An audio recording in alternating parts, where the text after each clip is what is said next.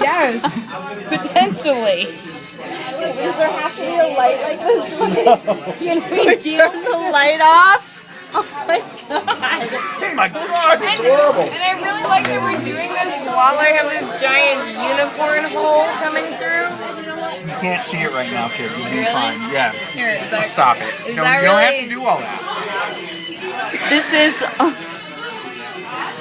Eliot talking about David Harvey and neoliberalism. Yes. Hi. So. After 4 Jack Daniels. Whoa. Well, let's go with that. Yeah. They're delicious. So, part of the problem with neoliberalism. Are we really doing this over a pizza of like farm meat products? That's fine. Keep going. It's appropriate. Start spitting it out. Okay. So, identified by Paul Treiner, neoliberalism is the belief that profits in a market are the ultimate ethos. Should I be looking at the camera or you guys? Okay. All right. So, the issue that Paul Treiner says, which David Harvey agrees with in his book, A Brief History of Neoliberalism, and pretty much anyone that I can talk to who's in any way interested in discovering what neoliberalism is instead of using it as a buzzword, it's all about the fact that any other ethical structure has been replaced by a market ethos, which says that high profit margins are the ultimate good, and from that all other good will descend.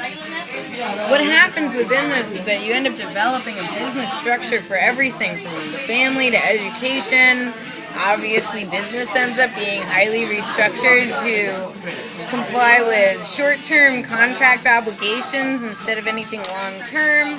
You also have a definite implication of state adherence and support, which requires military backing that also defends the idea that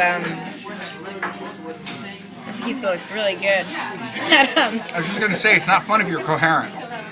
Your mother is not coherent. I didn't mean I know, that. that's what I told her. I didn't mean that. I really like Mrs. Mills, Mrs. Jimmy's I mom. didn't really know her. It's alright, keep going. Met her a few times. She's a cool Yeah, person. We liked her. Anyway, she has her moments. so once you have this overwhelming idea that from good profits, all other good will come down, you begin restructuring absolutely everything that you do with Shite. with the idea that as long as you're making a profit, it's okay. So what you have basically in layman's terms is the ends justifying the means consistently. I really hope that John Cheadle acts this No, out. what happened is I was walking home from this pub up the street from me when I was We'll call him. But yeah, so there's a few different ways that you need to have this entire system come to terms. The most important that I would say, which I hope that Gramsci would agree with me on, and possibly Marx if he was a little more sober and I was a little less, is that the ruling ideology, which is basically saying that the market ethics is the most important ethic, becomes part of our consumer ideology, our commodification, fetishism, commodification. I get this weird traveler accent I've been noticing. When I was out there talking about the car, it was like a Minnesota traveler cavalry marching through my mouth. Anyway, Minnesota. We know that Minnesota. Best place on earth. We're going to make Minnesota proud. Anyway, I'm so sorry, Winona. I did not mean to slander you in any way by being drunk, talking about social theory. So, what you got from this now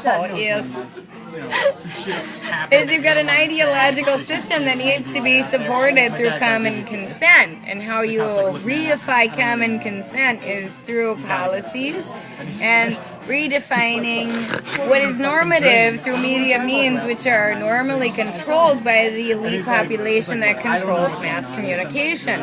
What ends up happening there, of course, is you get your Rupert Murdochs and whatnot, and they're all trying to support a system that wants them as rich people to stay rich forever and convince you as a poor person of some false class consciousness, as Marx would say, that you're actually part of the rich.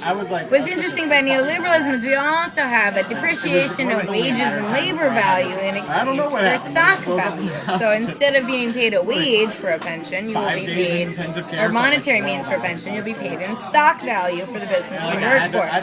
This immediately attaches you to that stock value of that company, and then you're stuck with them.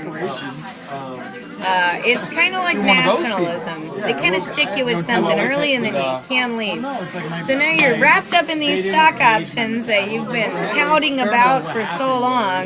You can't just turn around and say, hey, Monsanto is wicked evil, because they've been garnering you money for your kids' orthodontia appointments for the last fucking 3 years. So you got to handle that in a new way, which is fascinating, because neoliberalism doesn't let you do that, because your wage and your labor is disposable and dispossessed and able to be flexibly accumulated, i.e. your job is now in China, i.e. China, your job is now in Bangladesh, i.e. Bangladesh, we just built some robots for way less than it costs to feed you, so you have no job anymore. Basically what you've got happening in neoliberalism overall is a complete undermining of humanity in exchange for a monetary value which is pegged to the US dollar, which we all know is no longer backed by any standard of metal and is totally held in flux between deficit and debt with China, which is sad because they can't ever withdraw and do any punitive measures with us because we are the main source of their export market, and therefore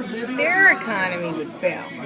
So we have two options, according to David Harvey, where we can either have a long-standing inflation or we can have a very short deflation. Inflation would cause extreme civil distress. I'm sorry, has no one noticed that we have any?